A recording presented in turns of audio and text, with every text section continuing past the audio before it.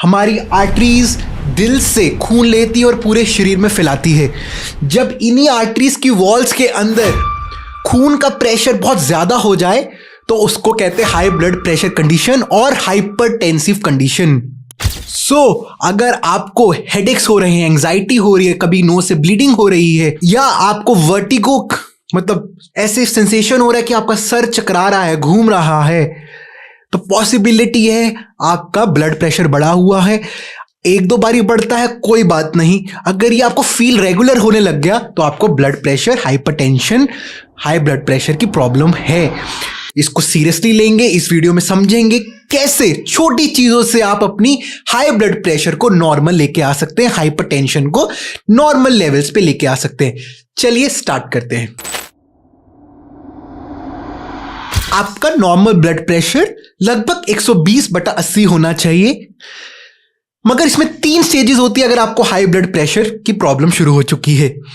Stage 1, stage 2, stage 3, एक एक करके स्टेज को देखते हैं। स्टेज 1 ऑफ हाइपरटेंशन होता है जब आपका ब्लड प्रेशर 130/80 के करीब आता है, आपको सिम्टम्स फील होना शुरू होते हैं, थोड़ा सा डिजीनेस, हार्ट बीट थोड़ी सी रैपिड शुरू होती है, अच्छा फील नहीं होता आपको।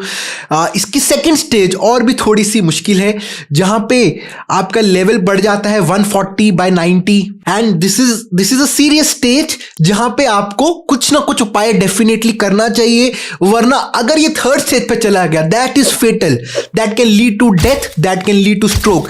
स्टेज 3 इज हाइपरटेंसिव क्राइसिस, यहां पे सीधा स्ट्रोक आता है और बंदा मरता है। स्टेज 3 तक तो पहुंचने ही नहीं देना अपने आपको। स्टेज 2 अगर डिटेक्ट हो चुकी है, आपको स्टेज 2 से पहले स्टेज 1 में आना है, स्टेज 1 से नॉर्मल में आना है। आप अगर ये जान गए हैं तो शुरू करते हैं कि क्या क्या प्रिकॉशंस लेनी है, क्या क्या खाना है डाइट में, क्या क्या नहीं खाना। ये चीजें कर लेंगे, गारंटीड अपना बीपी को आप नॉर्मल लेके आ सकेंगे। हेलो दोस्तों, मैं हूं dietician Mohit Mittal and fitness trainer. आज मैं आपको यहां पे पूरा डाइट और डूज एंड डोंट्स बताऊंगा, what to do when you have high blood pressure. देखिए, first thing what not to have जब आपको पता है कि हाई ब्लड प्रेशर है, वो है to reduce the salt intake. ये बहुत लोगों को पता है, बट ये नहीं पता क्यों सॉल्ट इनटेक को कम करना होता है। सॉल्ट की प्रॉपर्टी होती है पानी को एब्जॉर्ब करना।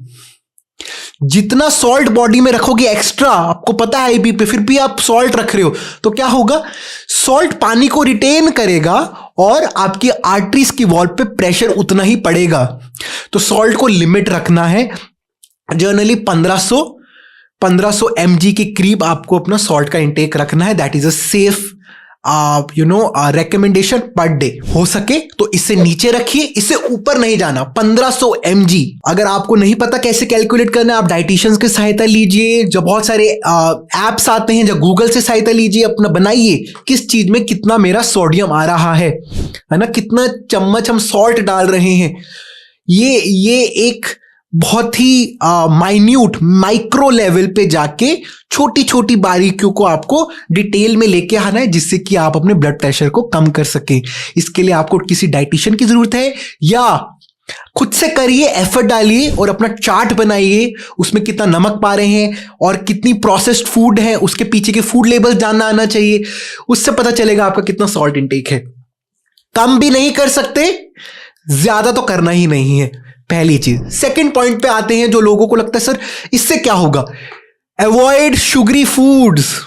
मैं रिपीट करता हूं, शुगर जिसमें है, आर्टिफिशियल शुगर आजकल डाला जाता है, उसको अवॉइड करना है। क्यों? Because artificial sugars slow down your digestion.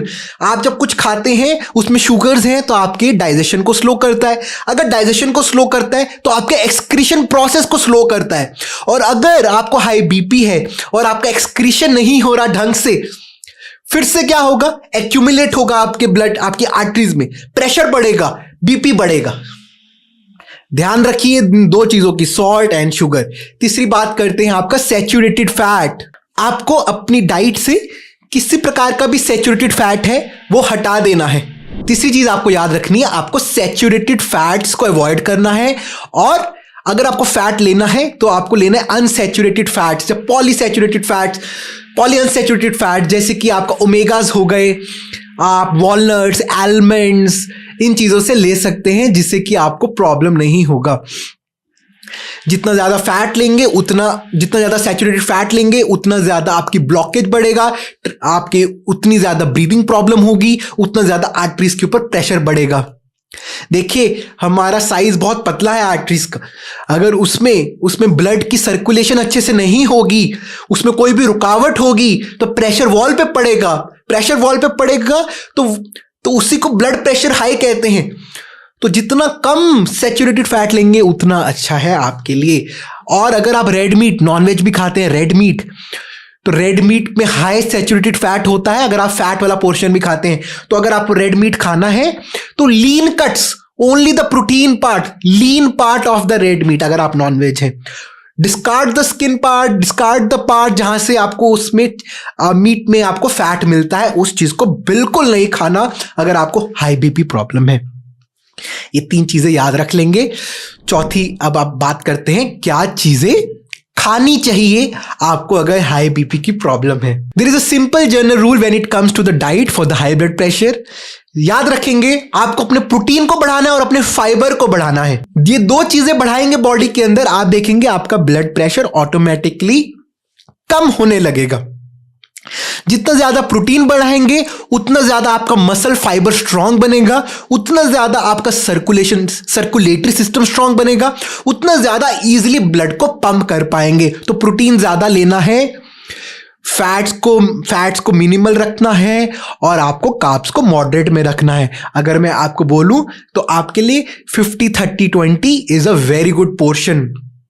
50 carbohydrate percentage, 30 protein percentage, 20 fat percentage, इस चीज को याद रखेंगे। और फाइबर को 25 और 35 ग्राम के बीच में रिकमेंडेशन होती है, उससे ज्यादा बढ़ा के देखिए, क्योंकि fibre has this property to help you to pass out your stool easily. क्योंकि आप चाहते हैं आपका एक्सक्रीशन अच्छा हो, जिससे कि आर्टरीज पे प्रेशर ना पड़े, आर्टरी की वॉल पे प्रेशर ना पड़े। फाइबर बढ़ाएंगे तो अच्छे से स्टूल पास कर पाएंगे, अच्छे से बॉडी से एक्सक्रीशन हो पाएगा, ऑटोमेटिकली आपका हार्ट सिस्टम, आपका आर्टरी वॉल्स आराम से पंप कर पाएगा ब्लड को without any increase in pressure. अब बात करते हैं अपने एक्सरसाइज के ऊपर। लोगों को लगता है सर हाई ब्लड प्रेशर में एक्सरसाइज कैसे करें, पहले सर चकरा रहा है। देखिए पहले हमको यह समझना है, अब सर चकरा रहा है उस वक्त नहीं करना है आपको, जब आपको फील अच्छा हो रहा है आपको एक डेली रूटीन में ऐड करनी है छोटी छोटी एक्सरसाइजेज। एक रिकमेंडेशन है कि आपको हफ्ते के अंदर 150 मिनट्स ऑफ ब्रिस्क वॉकिंग करनी है। मतलब कितना हुआ, आपको 2.5 घंटे, 7 दिन में से 2.5 घंटे की आपको इंटेंशनल ब्रिस्क वॉकिंग करनी है। बाकी बचता है आपका 2 घंटे और आपको थोड़ा सा इंटेंस कार्डियो करना और स्ट्रेंथ ट्रेनिंग करनी है। ये रेकमेंडेशन है। जब आप स्ट्रेंथ ट्रेनिंग करते हो, क्या है स्ट्रेंथ ट्रेनिंग? डंबल उठाया, कोई भी चीज भारी उठाई आपने, अपनी कैपेबिलिटी से ज्यादा उठाया, तो मसल टूटता है। मसल टूटेगा तो जब आप फूड देंगे, प्रोटीन देंगे, तो मसल मोटा होगा। पहले मसल पतला था, उसके बाद मसल मोटा हो गया। तो ये जो मसल जो मोटा होता है, फाइबर जो मोटा होता है, ये बहुत इंपॉर्टेंट है, स्पेशली अगर आपको हाई बीपी है। जितना स्ट्रांग आपका फाइबर होगा उतना अच्छा आपका हार्ट पंप आउट कर पाएगा ब्लड को आर्टरीज से, जो बहुत इंपॉर्टेंट है आपके लिए।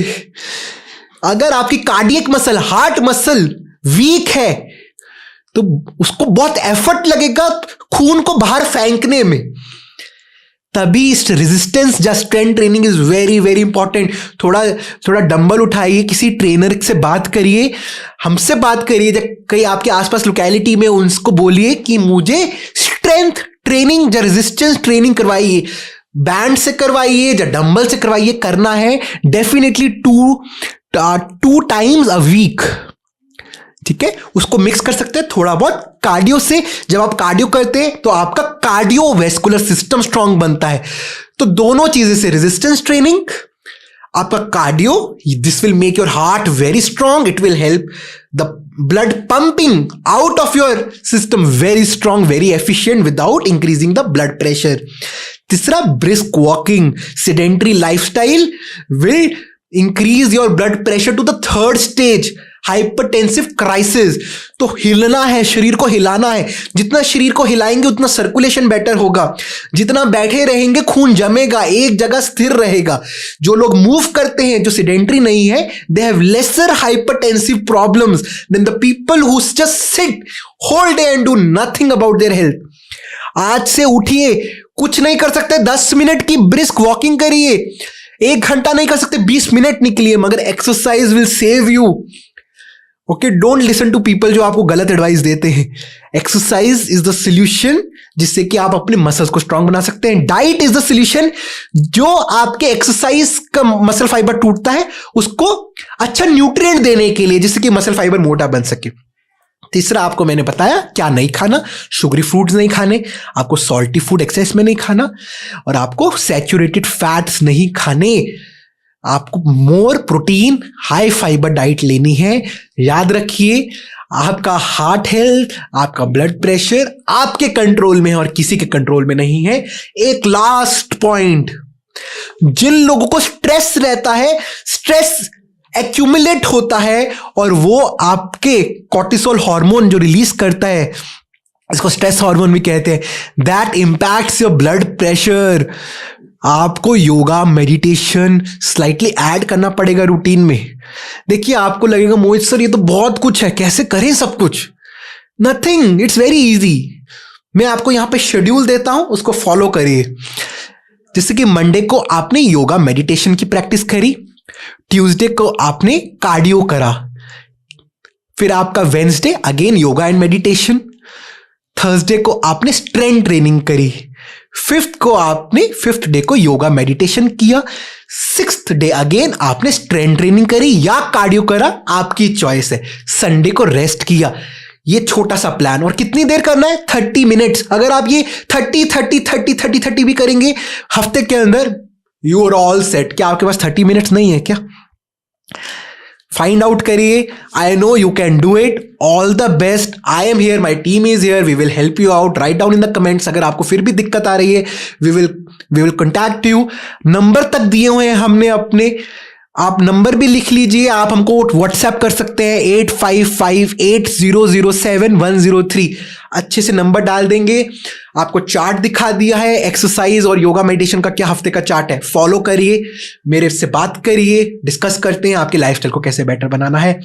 नमस्ते, take care, all the best.